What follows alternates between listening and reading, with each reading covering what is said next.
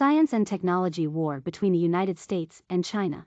Beijing's efforts to catch up with advanced chips have been shelved and become the focus of national attention. China has been forced to make a course correction in its drive for semiconductor self-reliance, focusing instead on boosting production of mature technologies, while putting the goal of catching up with the world's most advanced chip makers on the back burner, according to analysts and industry insiders. The shift offers a cautionary tale on Beijing's quest to cut its reliance on American technology. Despite strong political will from President Xi Jinping, generous financial support from the government, and the enthusiasm of domestic players, China is facing the harsh reality that its chances of becoming self-sufficient in advanced chips are remote. On the one hand, China is able to ease the supply shortage by boosting production of lower-end chips used in automobiles and home appliances, but on the other, it has to rely on wafer fabs such as Taiwan Semiconductor Manufacturing Co. and Samsung Electronics for advanced chip manufacturing in the coming years, if not decades. Even if China's own IC design firms are able to design these high-end chips in the leading edge, it is going to become more difficult for Chinese companies to catch up,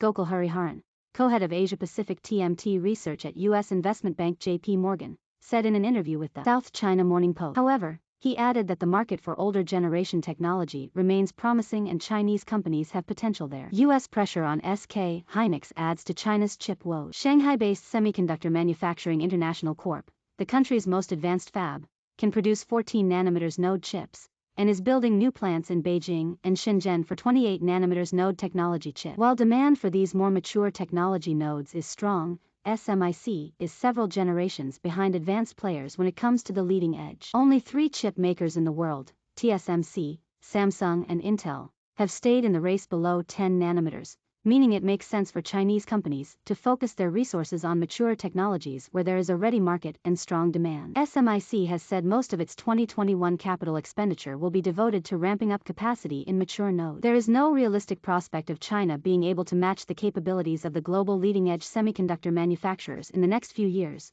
Tilly Zhang, an analyst with research firm Gavkal Fathom China, wrote in a research note. A key reason for this is China's lack of access to extreme ultraviolet lithography machines, the technology monopolized by Dutch firm ASML, which are required to produce chips at 7nm and below. China's domestic chip makers, as well as mainland plants operated by foreign firms like SK Hynix, are unable to source the sophisticated equipment due to U.S. sanctions imposed over concerns that the technology will be used by the Chinese military. The only Chinese lithography maker is state-backed Shanghai Microelectronics Equipment, whose equipment is only capable of making chips at the 90nm node. The market for lithography machines, which print highly complex circuit patterns onto silicon wafers, is 99% controlled by ASML and Japanese companies Nikon and Canon, with the Dutch firm the only vendor producing machines for the 7nm node. In critical equipment like lithography, chemical vapor deposition and ion implantation, there are Chinese companies doing all of these tools, but it will take time,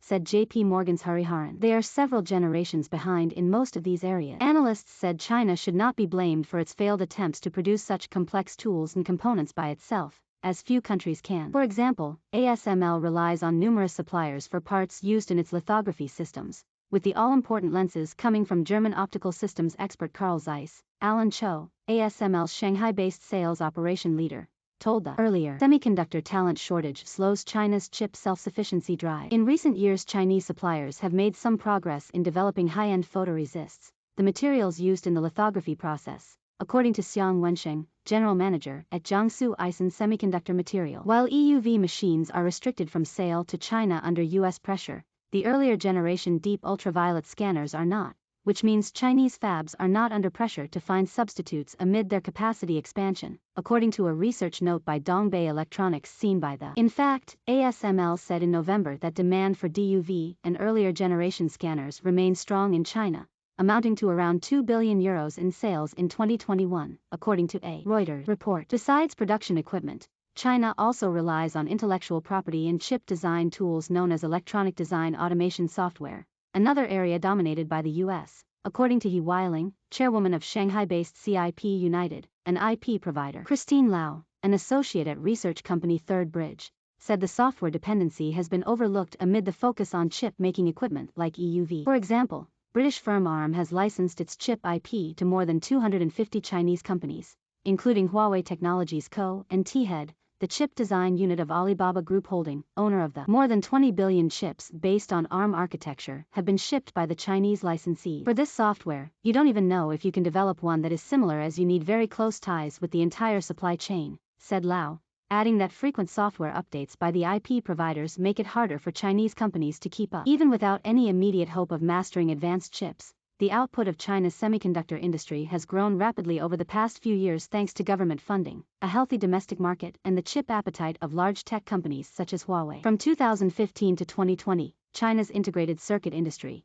including design, manufacturing, packaging and testing, grew at an annual rate of 20% to reach $128 billion, according to the Chinese Semiconductor Industry Association. Hariharan said Chinese firms stand a better chance of gaining market share in the commodity chips required in large volumes for use in power, analog, microcontroller and automotive applications, as they can be produced with mature technology that is 10 to 15 years old. Those are areas I think we can potentially see Chinese competition come in and take market share, he said. They still have a lot more room to go. Even if you think about it as purely localizing domestic demand, that gives a lot of growth for those kinds of companies. The frenetic pace of fab expansion in China and around the world has led to some concerns that the industry could swing to an overcapacity situation in the next 2 to 3 years due to the cyclical nature of the semiconductor market. But Hariharan said he does not expect a major downturn in 2023 because the demand is still relatively healthy, adding that a 2% revenue decline is possible.